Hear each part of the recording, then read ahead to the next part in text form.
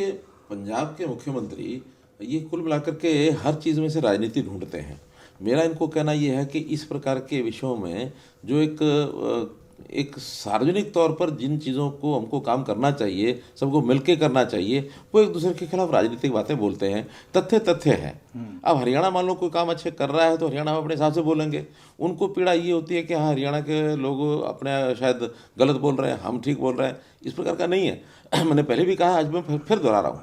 हरियाणा के पिछले साल की अपेक्षा जितने भी पराली जलाने के आंकड़े थे, सेटेलाइट बताता है, हम नहीं बताते हैं, हमारे 25% आंकड़े कम हुए हैं। यानी पिछले साल की घटनाएं अगर मैं देखता हूं तो वो यानी 25% कम होकर के सिर्फ 2249 घटनाएं अब सामने आई हैं, जो पिछले साल 25% उससे कम है।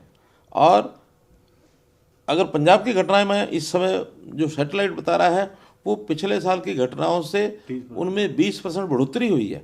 यानी कुल मिला के 21,500 घटनाएं हैं। ये हम नहीं बोल रहे हैं, ये सैटेलाइट के आंकड़े हैं, वो छापते हैं, वो देते हैं।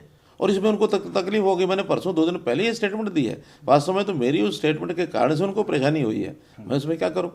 और हम तो किसानों को भी पराली न जलाने के लिए कितना प्रोत्साहन देते हैं। 1,000 रुपया प्रति एकड़ हम किसान को देते हैं। किसानों से जो लेकर के जाता है, पराली खरीद के ले जाता है, उनको पर बेल, चाहे वो ICL का हमारा एथेनॉल प्लांट है वो लेके जाए, चाहे गौशाला लेके जाए, 500 रुपया टन उनको हम देते हैं। फिर किसान को बेल बनाने के लिए या उस सारी पराली को खेतों के अंदर ही यानी बहाई करने के लिए और उसके अंदर मिलाने के लिए हम जितने भी ऑपरेटर्स हैं, जितने उपकरण हैं, एप्लियंसेस हैं, उन सब के ऊपर भी हम 50% किसान को सब्सिडी देते हैं। और अगर कस्टम हायरिंग सेंटर के माध्यम से वो सारा आता है, उसमें तो हम 80% भी यानी कुल मिला करके उनको सब्सिडी देते हैं। यानी तरह तरह के उपकरण हैं, क्या बेलर है, कटर है, रैकर है, सुपर सीडर है, हैप्पी सीडर है, यानी इतने सारे इम्प्लीमेंट्स हमने खरीद के दिए हुए हैं। आज की रेट में यानी पिछले वर्ष तक 72,000 उपकरण ये हमने किसानों को उपलब्ध कराए हुए हैं। और इस साल का हमारा भी टारगेट 7,500 का और है। यानी कुल मिलाकर के लगभग 80,000 ये उपकरण जो हैं इस वर्ष के अंत तक हो जाएंगे। हम इतना काम करते हैं तब जाकर के पराली जलाने से लोग रुकते हैं।